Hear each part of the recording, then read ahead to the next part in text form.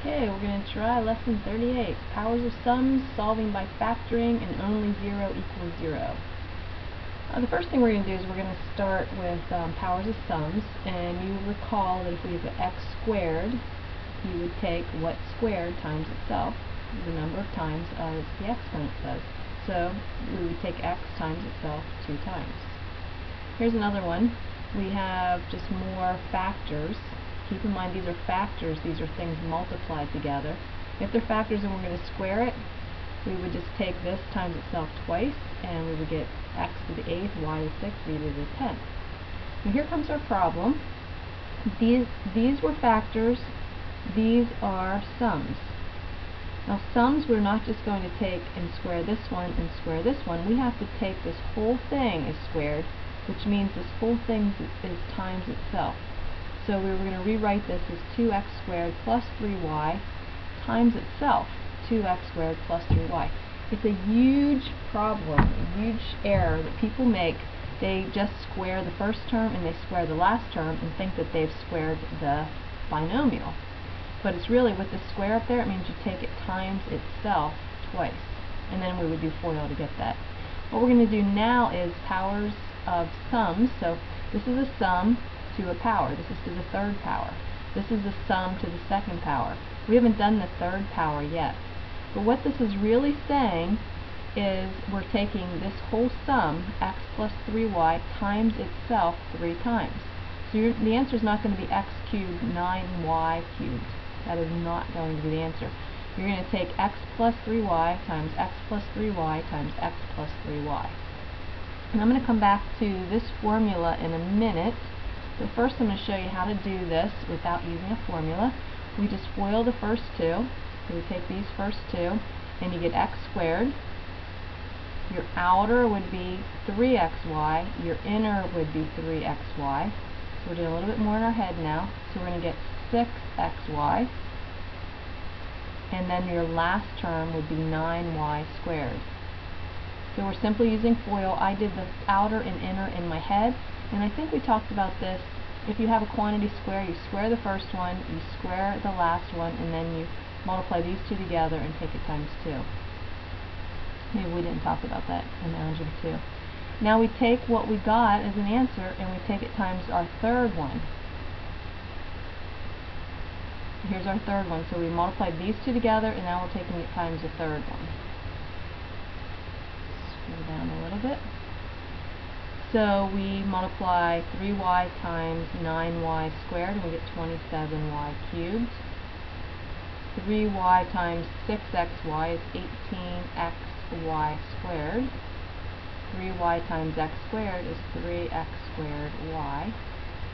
And then we're going to take x times everybody and line it up where the like terms are. So x times 9y squared would be 9xy squared.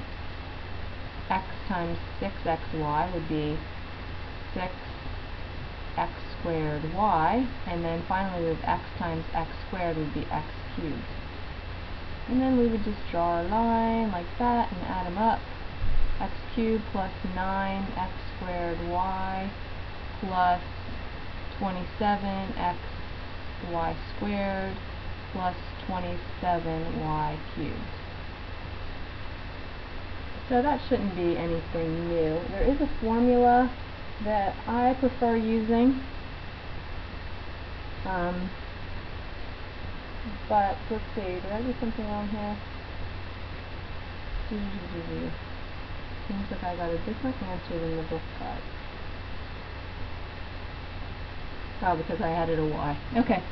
Alright, the formula that we're going to use, that you can use, which you have to memorize, which makes it a little bit harder, is a plus b, anything cubed, you cube the first number, you take 3 times the first one squared, the second one, then you take 3 times the first one times the second one squared, and then cube the third one. So if we're going to do the same problem, just make a little space here, we're going to do the same problem.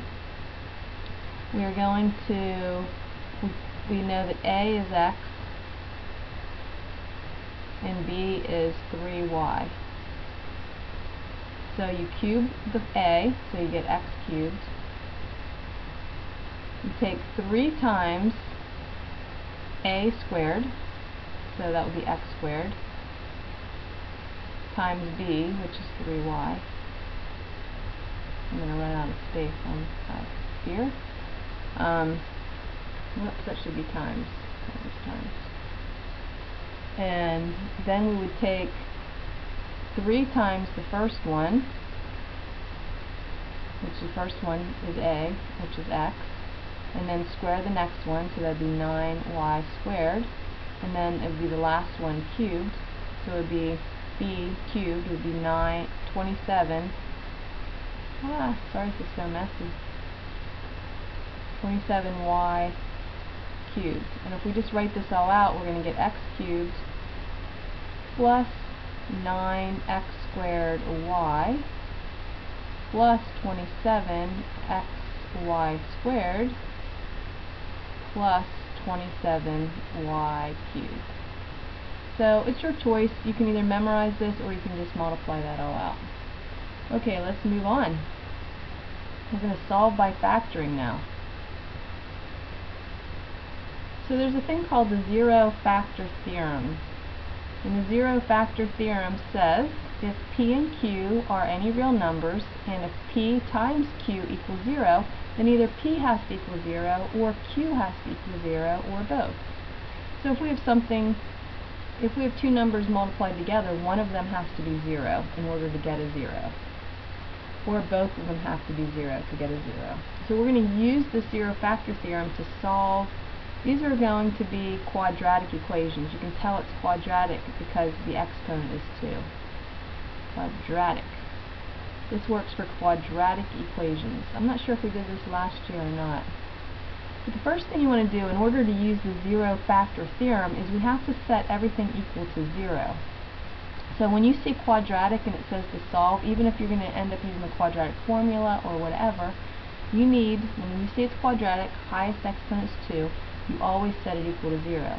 So we're going to get x squared minus x, and put it in order from in descending variables, exponents, minus 6 equals 0. Then we factor it.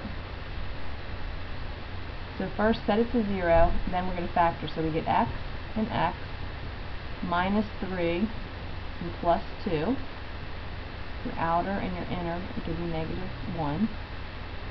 So we factor them, and then the zero factor theorem says if it's going to equal 0, either this factor is going to equal 0 or this factor is going to equal 0 or both. So we need to find out what's going to make these factors equal 0. If we look at it, we can see that x would be 3 or x would be -2. So that's going to be our answer, but this is a really simple one. They're going to be harder. So what we do next is we set each of the factors equal to 0. Because either this has to equal 0 or this factor has to equal 0. And then we just simply solve. So we get two solutions, x equals 3 and x equals -2. And if you would put these in, that's how you can check them. You just put them back in for the x's. You should get that they equal 6. So that's how we use the zero factor theorem in order to solve quadratic equations. Let's try one more of these.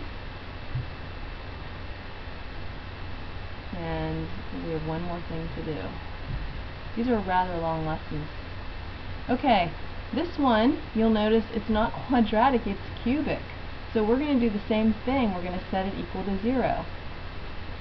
So I'm going to move everything over to the left so that this becomes positive.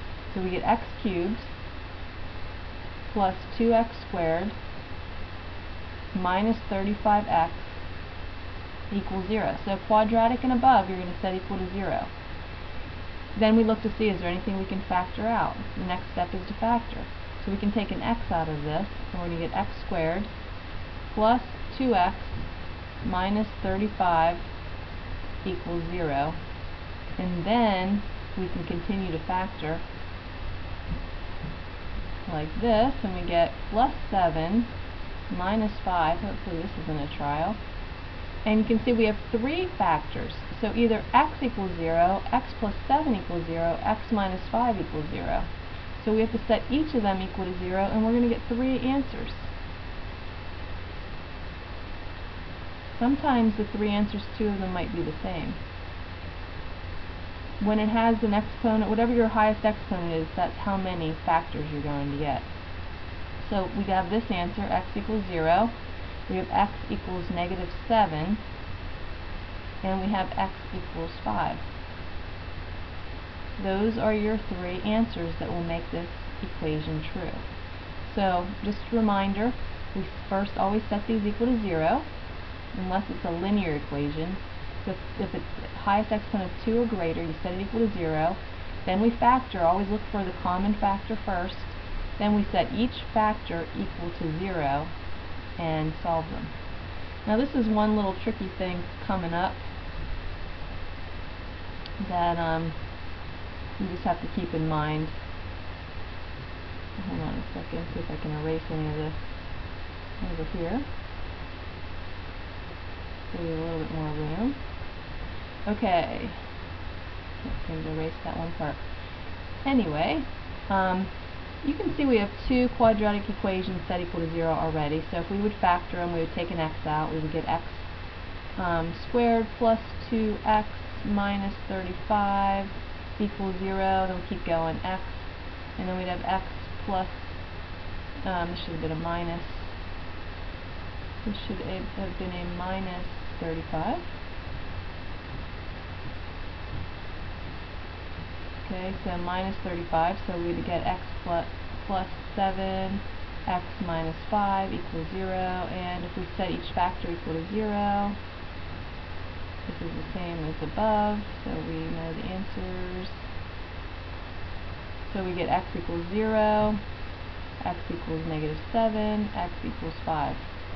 Okay, notice that each factor has a variable in it in order to be set equal to 0. This one will look the same. We're going to take a 2 out, so we're going to get x squared plus 2x minus 35 equals 0. And if we keep going, we get 2, and we get x plus 7, x minus 5 equals 0. And here comes the problem. When we go to set the factors equal to 0, if we set 2 equal to 0, that's not true. So you can't set a number equal to 0, only variables. So you get x equals -7, x equals 5, and it kind of fits the theory. This has highest exponent of 2, so we're only going to get 2 answers. This one has the highest exponent of 3, so we're going to get 3 answers, although they may not be distinct. So I went as fast as I could, and I didn't give you any kind of clue word except for the fact that my son Luke got a new car. So that was pretty exciting here. Alright, that ends the video, and we'll see you in class tomorrow.